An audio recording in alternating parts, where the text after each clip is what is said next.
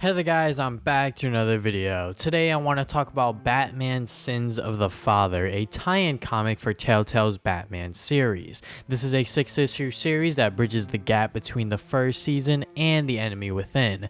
As a person who's now played both Telltale seasons, does this comic do the job? Well, let's find out. Spoilers for Telltale's first season of Batman.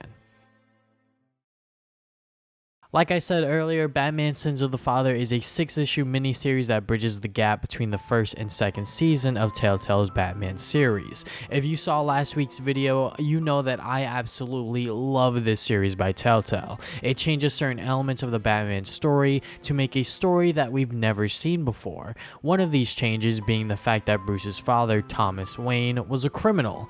This prequel series heavily focuses on Bruce handling the left-behind sins of his father, hence the title of the series. Bruce is trying to regain the trust of investors for Wayne Industries, but there's a new villain on the horizon named Deadshot. He's just getting in Bruce's way for one reason or another. So with these plot threads going on and them intertwining in such a way, how does the story shape up?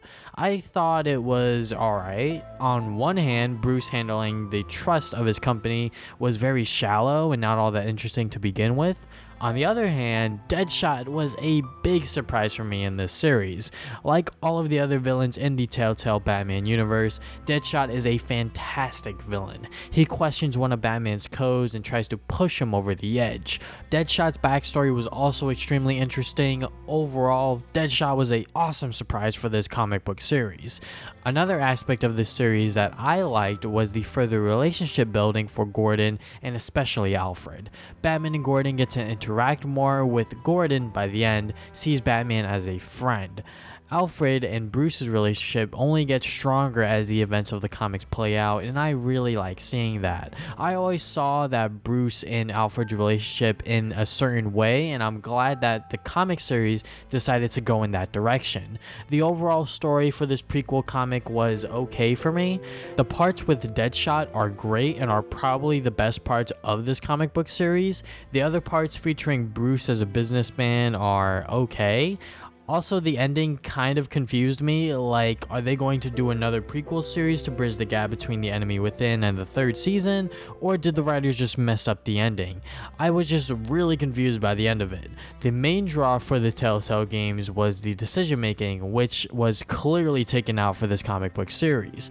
I would have loved to seen a concept where the comic would like split off into different parts of the book, sort of like a choose your own adventure book, or even like at the end of an issue you split off into like an A series or a B series depending on the big choice that you made. Obviously that would have cost more money and time, but a concept that is rather interesting nevertheless. The artwork for the series was great, looking extremely similar to the art style of the games.